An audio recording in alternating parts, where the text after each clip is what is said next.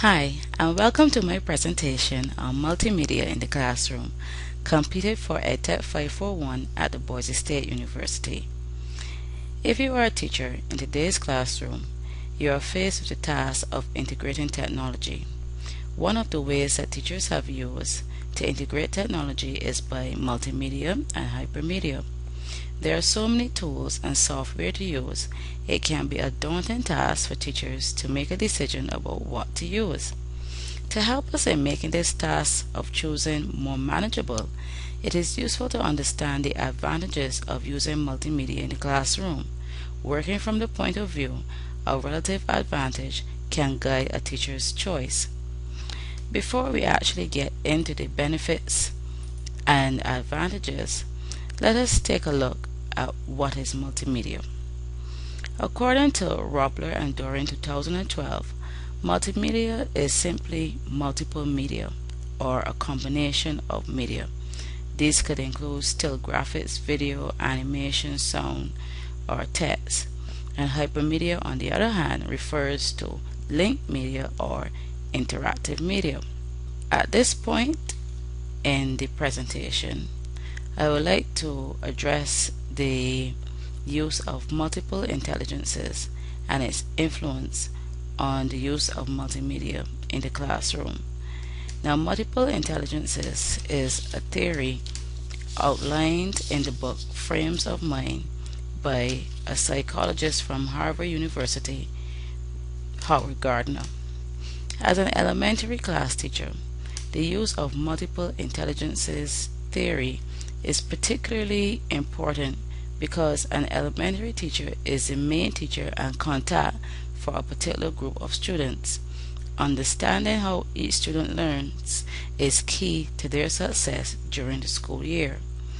The multiple intelligence theory, created in the 70s and the 80s, posits that we as individuals have about 8 intelligences which inform how we make sense of the world. A learner can pull from these intelligences either individually or together. The theory also insists that for a learner, one intelligence may very well be dominant, and this then gives the individual some insight into his or her own learning style. A teacher is faced with a class of students with many different learning styles, and these learning styles must be catered to. The use of multimedia in the classroom can help teachers to cater to these different learning styles. I was so fortunate to come across the following chart created by Jack Edwards in 1995, which shows how different types of multimedia can be used to support each multiple intelligence: bodily, kinesthetic, interpersonal, intrapersonal, mathematical, musical, naturalistic, linguistic, visual, spatial. And there are a number of activities that he shows that can be used to accommodate each intelligence. If you take a look at the following video, there are a number of ways suggested in the video which supports chart. Looked at the title of this lesson, you might have wondered what exactly was meant by intelligence types. Intelligence types refers to the theory of multiple intelligences developed by Howard Gardner, a Harvard professor. Gardner believed that there are at least 8 different ways individuals perceive and understand the world, each labeled a distinct intelligence. Under Gardner's theory, an intelligence can be defined as a set of skills that allows individuals to find and resolve problems. A student may have all intelligences, but generally it's believed that one or more intelligences are more dominant than others. The first intelligence type is verbal linguistic. The technology that would best motivate such students include word game programs, word processing programs, label making programs, and programs where students read and answer questions. Another intelligence type is logical mathematical. You can reach students of this type by implementing spreadsheet and database programs, strategy games, problem-solving software, and educational simulations, showing problems and results. Thirdly, there are the visual spatial learners. You'll have a good chance of reaching visual spatial intelligences by using desktop publishing, drawing, painting, and graphics programs, as well as multimedia and reading programs that use visual clues. A fourth type of intelligence is body kinesthetic. To impact such learners, you can try keyboarding or word processing programs, software that includes animated graphics, and software requiring alternate input, such as a joystick, touchscreen, tablet, or mouse. For all the budding Mozarts out there, Gardner has included the musical intelligence type. Programs combining stories with songs and programs that reward with music would be appealing to such learners. Interpersonal intelligence is another type coined by Gardner. The following types of programs are best for such learners: those that require decision-making, those that turn learning into social activities, telecommunications, and educational games requiring more than one player. There is also an intrapersonal category: self-paced programs, tutorials, games where the computer is the opponent, programs allowing students to work autonomously, and programs that encourage self-awareness are the best choices for these learners. Lastly, there is naturalist intelligence. Technology for these learners includes weather probeware, problem-solving software, simulations showing problems and results, strategy games, and database programs. We've learned a lot about different learning strengths and how technology can reach each type. After determining which intelligence types you have in your classes, you can use your findings and the theory of multiple intelligences to guide you in designing appropriate instructional strategies that include technology. This way, students can show off their individual strengths and talents.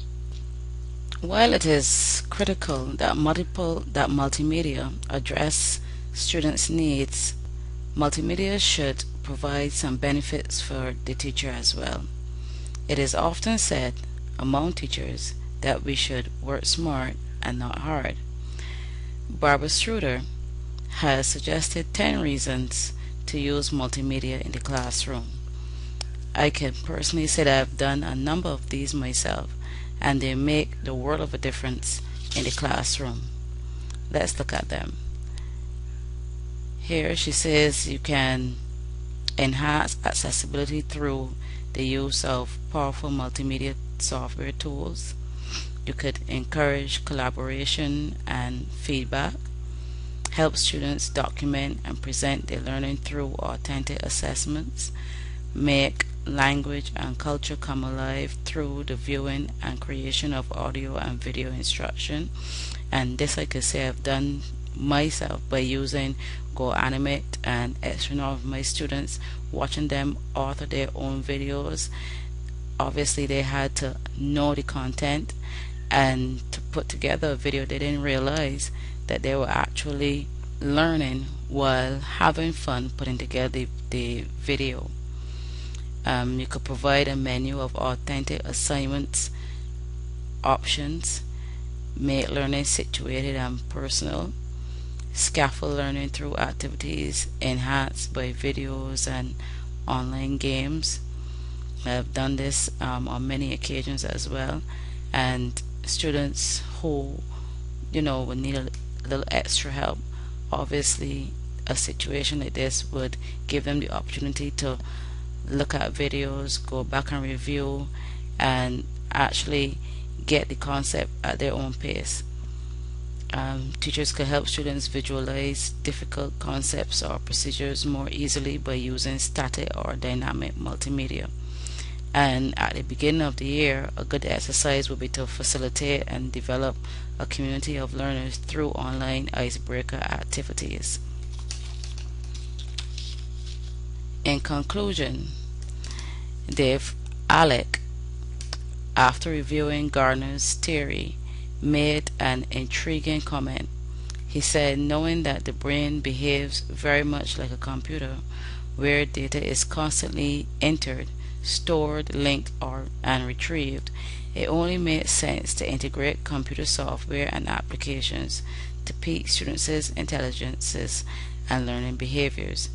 He continued by saying that the use of such learning opportunities will certainly empower students and give them the chance to develop the self-confidence, knowledge, and skills necessary to survive in this information age and inspire them to become lifelong learners.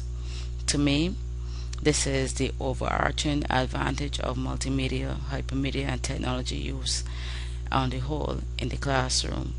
Before I leave you, you could watch this additional video which basically supports what Dr. Struder has outlined on globalgradeforlearning.com. Why? Why? Why? Why what? The 10 reasons that you didn't hear it. Right? I did. Okay.